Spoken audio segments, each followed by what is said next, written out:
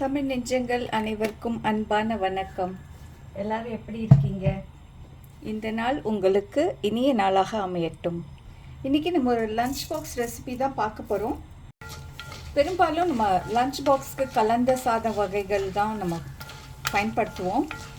குறிப்பாக எலுமிச்சை சாதம், புளி சாதம், தயிர் சாதம், இந்த மாதிரி வகைகள் கொடுப்போம். பொடியை இதில் கலந்து நீங்கள் கொண்டு போகிற இந்த சோறோடு சேர்த்து இதை சாப்பிடுவோம்.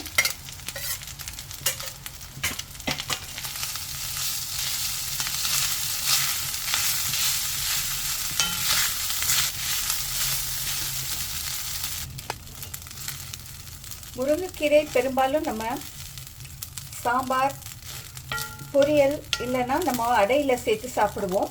இந்த மாதிரி நீங்கள் சாதமாக செஞ்சு கொடுக்கும்போது இதில் தேவையான ஊட்டச்சத்துக்களும் கிடைக்கிது. அதே சமயத்தில் ரொம்ப ருசியாகவும் இருக்கும். முருங்கைக்கீரை பொடி சாதம், அது கூட ஒரு டோஃபு வறுவல், இதை நீங்கள் செஞ்சு கொடுங்க. இது ஒரு வித்தியாசமான சாத வகை. இதை நீங்கள் செஞ்சு பாருங்கள். வாங்க வளையலிக்குள்ளே போகலாம், எப்படி செய்கிறதுன்னு பார்க்கலாம்.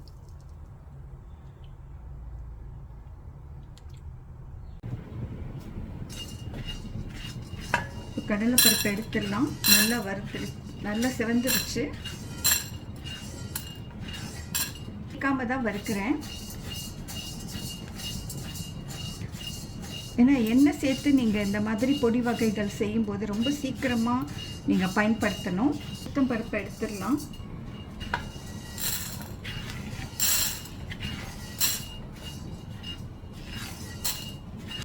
காரத்துக்கு தேவையான மிளகாய்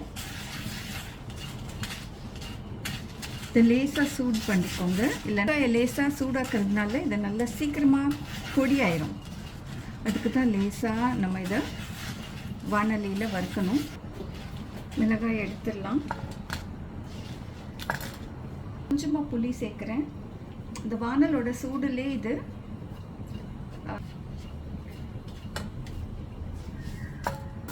நான் முருங்கைக்கீரை சேர்க்குறேன்.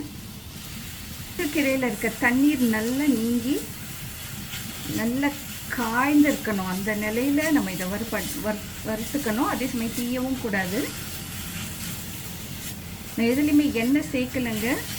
எண்ணெய் நல்லதில்லை, நல்லா எண்ணெயும் சேர்க்கலை. ஏன்னா நம்ம பொடியாக செய்யும்போது சோறில் கலக்கும்போது நம்ம கண்டிப்பாக எண்ணெய் சேர்ப்போம். அதனால தேவையில்லை.